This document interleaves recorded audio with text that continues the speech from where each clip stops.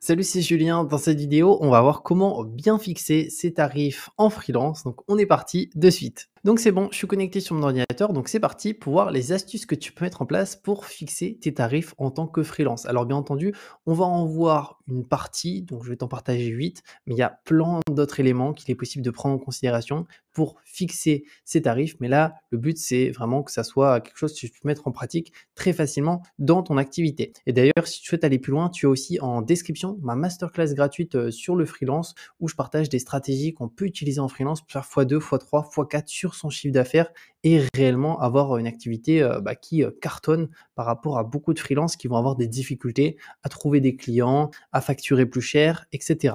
Donc c'est 8 astuces, c'est parti. On commence par la première, qui consiste à évaluer ses compétences et son expérience. Donc aujourd'hui, si tu es freelance ou si tu comptes le devenir, tu as des compétences, il faut vraiment que tu les évalues pour te dire, OK, est-ce que je suis très compétent? Est-ce que je suis moyennement compétent? Et est-ce que je suis pas du tout compétent? Pas du tout compétent, ça sert à rien de proposer ce service.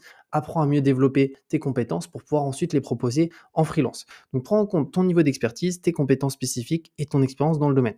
Les freelances les plus expérimentés sont les spécialisés et peuvent facturer des tarifs plus élevés en raison de la valeur ajoutée qu'ils apportent. En fait, si tu es payé en tant que freelance, c'est pour réellement tes compétences et la valeur qu'apportent tes compétences à une entreprise.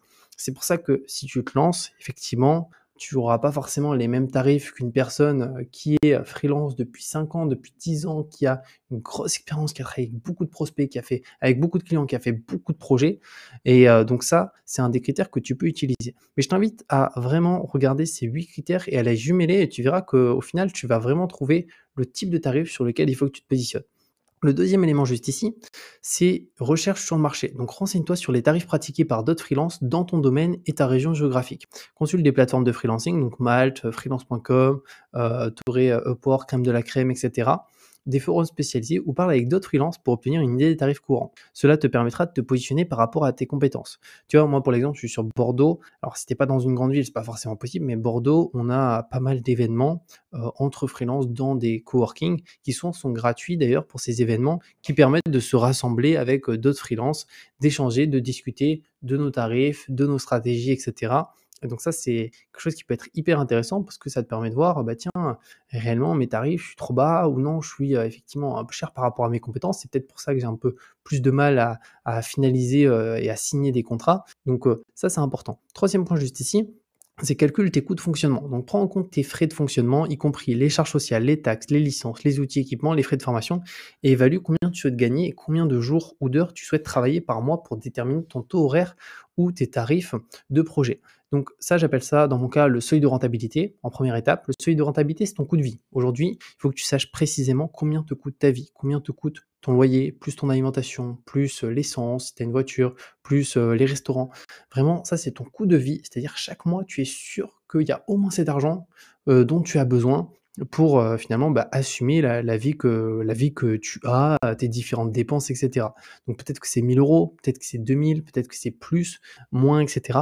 Et c'est ton seuil de rentabilité. Donc ça, c'est la première chose, c'est-à-dire que au niveau de ce seuil de rentabilité, c'est le minimum à respecter pour faire en sorte de pouvoir vivre juste classiquement, sans forcément profiter concrètement, mettre de l'épargne, etc. Une fois que tu as défini ce seuil de rentabilité, l'objectif après, ça va être de travailler sous forme d'objectif. C'est-à-dire quel est ton objectif financier? Est-ce que c'est de faire 3 000 euros par mois en freelance? Est-ce que c'est de faire 5 000? Est-ce que c'est de faire 7 000? Est-ce que c'est de faire 10 000, voire même plus? Sur certaines activités de freelance, il est possible de faire plus de 10 000 euros de chiffre d'affaires par mois, mais réellement, définis ton objectif, ton seuil de rentabilité, afin de pouvoir aussi par la suite savoir le minimum que tu dois facturer si tu travailles au tarif journalier ou si tu travailles sur plus des packages sous forme de projet pour tes prospects, le minimum à facturer sur un projet que tu réalises. Quatrième étape, c'est évaluer la valeur que tu apportes. Donc considère la valeur que tu apportes à tes clients et les résultats qu'ils peuvent obtenir grâce à tes services.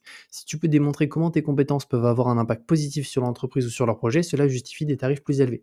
Donc bien entendu, il y a des activités où ça va être compliqué de mesurer sur la partie financière, pardon. C'est-à-dire que si on prend le cas d'un graphiste qui va faire en sorte de réaliser un logo, Et bah, pour le coup, c'est compliqué de mesurer est-ce que grâce à ce logo, il y a plus de ventes? Est-ce que grâce à ce logo, il y a plus d'abonnements? C'est assez compliqué parce qu'il y a tellement d'autres éléments autour qui peuvent jouer. Par contre, si pour l'exemple, on fait de la publicité et là, on peut définir les coûts publicitaires et combien ces coûts publicitaires ont permis de récolter en termes de chiffre d'affaires, là, c'est mesurable. Donc ça, c'est des éléments qui peut être très, très intéressant d'utiliser. Pareil, si on fait du copywriting, si on fait, des activités vraiment sur, du marketing qui a pour but d'acquérir des nouveaux clients, voire même des prospects, ça peut être très intéressant d'essayer de définir par rapport à ces anciens prospects, et ces anciens clients qu'on a eus, combien on leur a apporté, de nouveaux clients, mois après mois, en fonction des projets, de la taille des projets et cetera.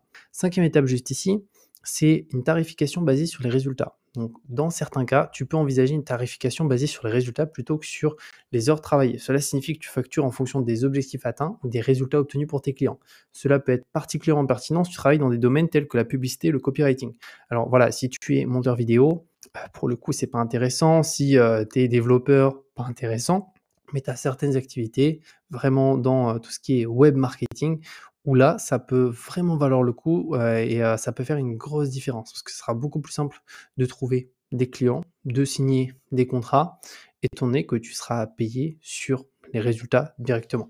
6e point juste ici qu'on va avoir, c'est offre des options de tarification. On propose différentes options de tarification à tes clients, telles que des tarifs à l'heure, des forfaits par projet ou des contrats mensuels. Dans mon cas, moi, ce que je préfère, c'est directement forfait pour les projets, contrat mensuel et je travaille pas à l'heure, donc j'ai pas de tarif horaire, j'ai pas de tarif journalier non plus, j'ai pas de TGM. Uniquement, c'est du sur mesure sur, les projets que, je définis et qu'on réalise, pour les clients et je trouve que c'est beaucoup plus intéressant parce que ça permet de facturer beaucoup plus cher et d'avoir surtout un package qui a une valeur, en fait, une valeur perçue qui est beaucoup plus importante que dire: «Bah, moi, mon tarif journalier, c'est, 300-400 € de l'heure». Alors, même si je suis sur des plateformes de freelance où j'ai un tarif journalier, sur mon profil Malte, j'ai pas des clients que j'ai via Malte, je vais avoir une quinzaine de clients via Malte et mon tarif journalier, c'est 400 € par jour. Mais entre guillemets, via Malte, je respecte ça, mais entre guillemets, pour tout le reste, mes prospects, que je vais avoir en prospection active et passive, c'est vraiment pas sur cette approche, c'est vraiment sur du sur mesure, de la tarification pour un projet qui répond parfaitement aux besoins du prospect. Donc ça, c'est très, très important et contrat mensuel, c'est plus pour des clients long terme où finalement c'est, là un tarif qu'on définit, ça peut être sur les heures. Moi, j'aime pas trop, ça va plus être sur, le nombre de réalisations réalisées, sur le mois. Donc celle-là te permet de répondre à différents besoins et budget des clients et d'adapter la tarification en conséquence. Donc 7e point, évite de sous-estimer tes tarifs. Donc il est souvent préférable de fixer des tarifs légèrement plus élevés que de sous-estimer la valeur de ton travail. Donc des tarifs trop bas peuvent donner l'impression que ton travail est de moindre qualité et peuvent également être difficiles à augmenter par la suite. Sois confiant dans la valeur de tes services et facture en conséquence. Lorsqu'on se lance en freelance, on peut faire cette erreur de se dire: «Bon, je vais mettre le moins cher». Mais en fait, si on se met le moins cher, 2 problèmes. Premièrement, ça dévalue énormément la qualité de notre travail alors qu'on l'a même pas montré, mais rien que notre tarif dévalue la qualité de notre travail. 2e élément, on va avoir les clients les plus horribles parce que, très souvent, le client, qui, souhaite vraiment payer le moins cher possible, c'est le client qui va poser le plus de problèmes, qui va, faire, un maximum de retours, qui au niveau des paiements, ça peut être difficile. Donc c'est vraiment pas le bon client. On a beaucoup moins de problèmes lorsqu'on a des clients qui payent un gros tarif, plutôt que quand on a vraiment les clients tout en bas qui, sont là vraiment pour, en général, poser des problèmes, payer le moins cher possible et c'est souvent je l'ai fait au début, hein, il y a 3 ans quand je me suis lancé, c'est ce que je faisais, j'acceptais tout le monde et je l'ai vu, mes pires clients, ça a été les clients qui ont payé le moins cher et les meilleurs clients et ceux qui ont posé le moins de problèmes, c'est des clients qui ont payé des prix, mais je me dis: «Purée, c'est fou, quoi». Ils ont payé 40 fois peut-être 50 fois plus cher que le client, pas cher. Bien entendu, c'est pas forcément les mêmes prestations, c'est, aussi avec l'expérience, mais, ça n'a rien à voir, quoi. Donc, plus on facture cher, plus le client est pour moi aujourd'hui, intéressant, moins il pose de problèmes et ça peut paraître fou, on peut se dire: «Bah non, il va être hyper indulgent». Alors oui, il est indulgent, mais en réalité, il pose moins de problèmes, il fait beaucoup plus confiance. Ensuite, réévalue tes tarifs régulièrement. Donc il est important de réévaluer régulièrement tes tarifs en fonction de ton expérience, de l'évolution du marché et de la demande pour tes services. N'aie pas peur d'ajouter tes tarifs à mesure, d'ajuster tes tarifs pardon, à mesure que tu gagnes en expertise et que tu développes en tant que freelance. Donc ça, c'est fondamental. Si tu as plusieurs années d'expérience, que tu as obtenu plein de clients, j'espère que tu le fais. Si tu le fais pas, vraiment fais-le dès maintenant. Augmente tes tarifs petit à petit. Ne garde pas tes tarifs, tu le sais, il y a l'inflation, mais il y a aussi, finalement, ta compétence, ton expérience qui a une réelle valeur au fil du temps. Donc il faut augmenter, ses tarifs et un élément aussi qui peut jouer, c'est, la partie concurrence. Si imaginons, on voit que, le domaine dans lequel on est de plus en plus saturé, on peut adapter, décider d'augmenter un peu moins, voire décider d'augmenter beaucoup plus, si on se rend compte qu'il y a très peu de personnes qui ont notre expertise. Donc ça, c'est important. Donc voilà par rapport à ces 8 points, donc c'est vraiment une brève introduction de ce qu'il est possible de faire pour, définir et fixer, ses tarifs, pour, ces différents, clients. N'hésite pas à me poser des questions si tu en as directement dans les commentaires et comme je t'ai dit, si tu souhaites aller plus loin, je te mettrai ma masterclass gratuite en description, qui est une masterclass sur le freelance où tu découvres des stratégies que tu peux utiliser pour vraiment décupler le chiffre d'affaires, de ton activité de freelance et on se dit à très bientôt pour une nouvelle vidéo.